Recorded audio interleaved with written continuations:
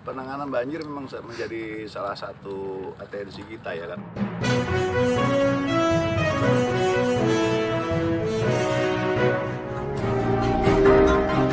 PJ Gubernur Aceh Ahmad Marzuki berharap pembangunan tanggul di Aceh Utara untuk mengatasi setiap tahun banjir dibuat permanen. Saya berharap maunya permanen dan tahun depan nggak ada lagi banjir, katanya Minggu 23 Oktober tahun 2022. Penanganan banjir memang menjadi salah satu atensi kita ya karena memang setiap tahun di sini banjir Lok Sukon ini. Sehingga memang kemarin juga Menteri PUPR sudah ke sini, sebelumnya Kepala BNPB sudah di sini. Kita berharap ada normalisasi di muara, kemudian ada juga tanggul yang diperbaiki. Kemarin harapannya dalam 1 minggu ini tanggul itu udah selesai. Tapi sebenarnya harusnya permanen supaya saya sih berharap supaya tahun depan nggak ada lagi banjir seperti banjir ini kan. Saya belum tahu lagi apakah biasanya banjir Desember.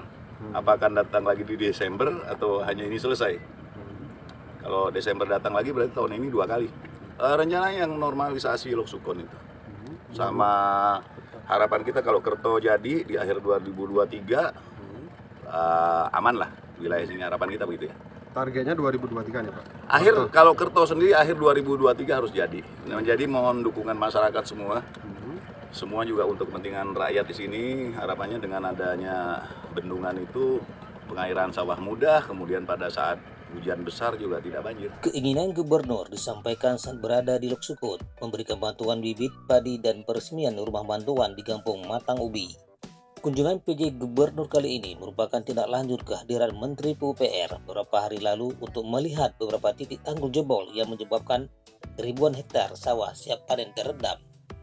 Rombongan PJ Gubernur Ahmad Marzuki didampingi Ketua DPRA Aceh Saiful Bahri, Kadis Pertanian dan Perkebunan Aceh Insinyur Tut Huzaimah MP, Kadis PUPR Aceh Mawardi SD, Kadis Perkim Aceh Muhammad Adam SD. Sedangkan saat tiba di lokasi kegiatan disambut oleh PJ Bupati Aceh Utara Azwardi Abdullah, Darem 011 di Lawangsa Kolonel Infantri Bayu Permana, dan Dim 0103 Aceh Utara Lekol Infantri Hendrasari Nurhono, Wakapolres Aceh Utara Kompol Riza Antoni.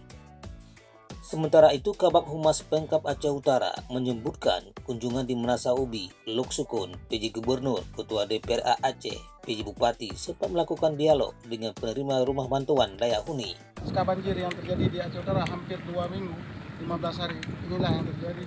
Lahan-lahan masyarakat yang siap panen ternyata sudah gagal. Ini bagaimana Bapak PJ Gubernur harus memberikan sesuatu keringanan bagi masyarakat supaya padi ini yang siap panen tidak rugi total.